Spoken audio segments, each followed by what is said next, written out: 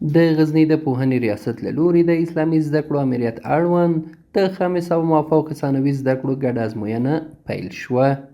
دغه ازموینه چې شاوخوا 1225 تنه د مرکز او ولسوالیو زده کوونکي پکې ګډون لري، د غزني د ثقافت تالار او الجهاد جامع جومات کې د شپږو ورځو په لړ کې اخیستل کیږي.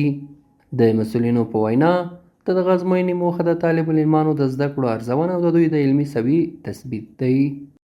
د دې ثانوي او د مافوق ثانوي د امتحان اساسي اهداف دا دي چې د زده کوونکو یعنی د طالب العلمانو د زده کړو ارزونه، دویم د تعلیمي معیارونو سنجش، دریم د بریالیتوب او ارتقا پریکړه، څلورم د لوړو زده کړو لپاره چمتووالی، پنځم د طالب العلمانو د وړتیاو پیژندنه، شپږم د تعلیمي نظام اصلاح او پرمختګ لپاره دا پروسه ایجاد شوې ده. ورته مهال زده کوونکي هم خوښ دي چې د دوی لپاره د دغه ازموینې زمینه برابره شوې. دوی همدارنګه له اړوندو ریاستونو د ورته نورو ازموینو د په لار اچولو غوښتنه هم کوي.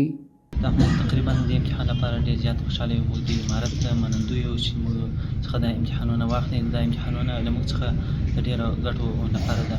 اول دا چې موږ خپل بااستعداد کې زده کړو او پکې لوړ کړو، بل د مسلمان امت لپاره دغو خدمت وکړو. د ټول کال صحیح کال چې په دې دغو کې ولو چې امتحان اخیستل کېږي د موږ د مافوق ثانوي، نو ډېر کوشش مو تر نور کله زیات کول د امتحان لپاره مو ډېر خوشحاله.